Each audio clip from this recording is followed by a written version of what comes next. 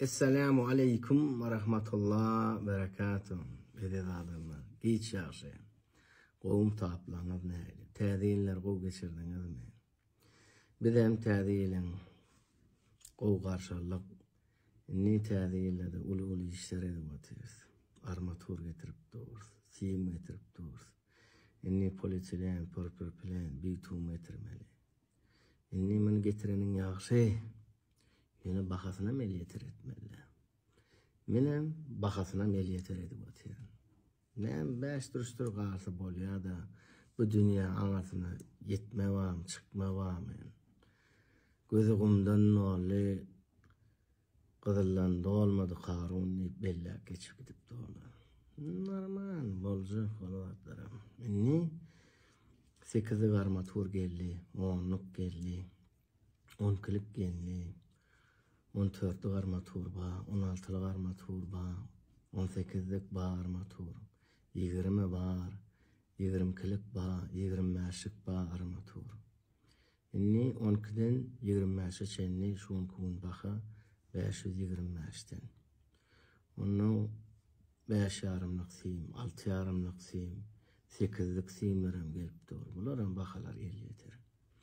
Inni İran'ın qow porpurplen polisiýanlaryny nesip edenden eljeter baxadan onun inşallah şulaýyň onu çeni gatgisteni 20 sene çeni onu qow markalar gelýär.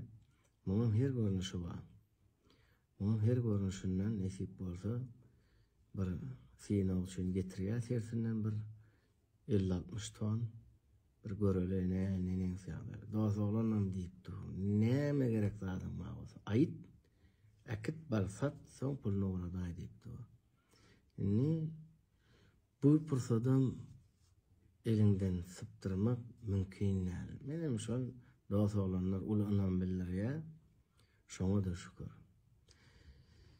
Erti namazından ta yatsı namazına çeyni telefonum açıktır. 70 11 66 arqyn janlaşy bermeli. Birden has ol bul näme nenen sağdaýla gatgiş jan etme. Şu wagt çağışba janadan marsaňyz agallarmasam ýerine hukman aýlar. Menen diňe iş ol bul köp wagtymam ýok. Şonda da elimizden geleninden elyeter baxadan amatly işlemek diňe meniň bilen. Sen meni bil. Yaqub Qurbanov. Assalamu aleyküm ve rahmetullahi ve berekatuhu. Görüşýänçe. Peygamberin saçygyna bize goýulan paýwa. Assalamu aleyküm ve rahmetullahi ve berekatuhu.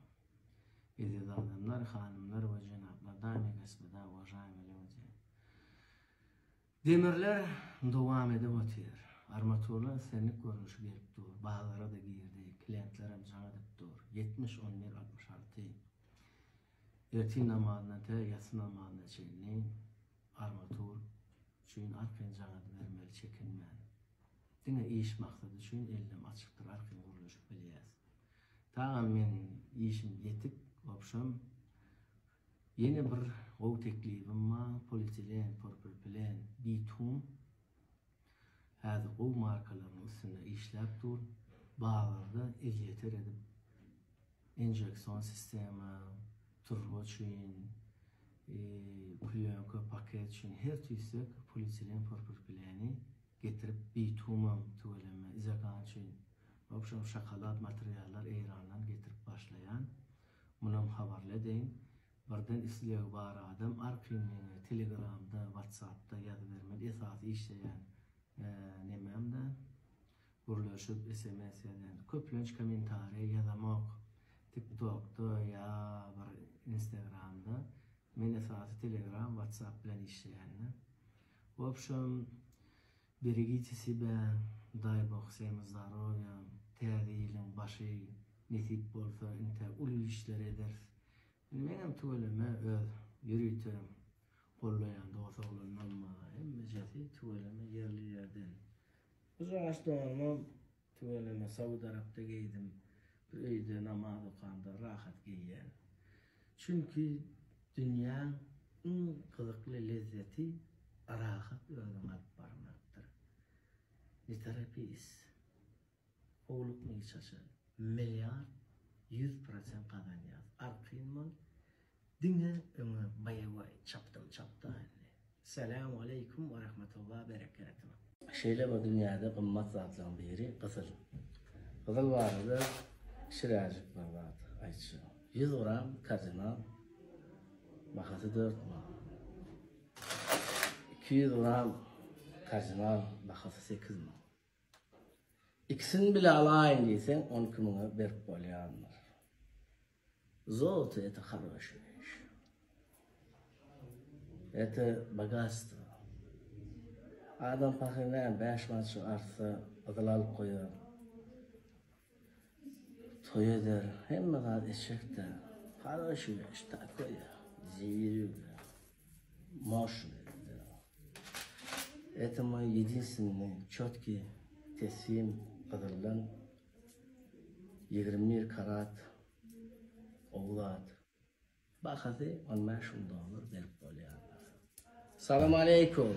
Dünyada kirlen işler doğuka. Elinde gücün bağ vakti. Birinci etmen var. Yani önümçülük kurnumalı yapma.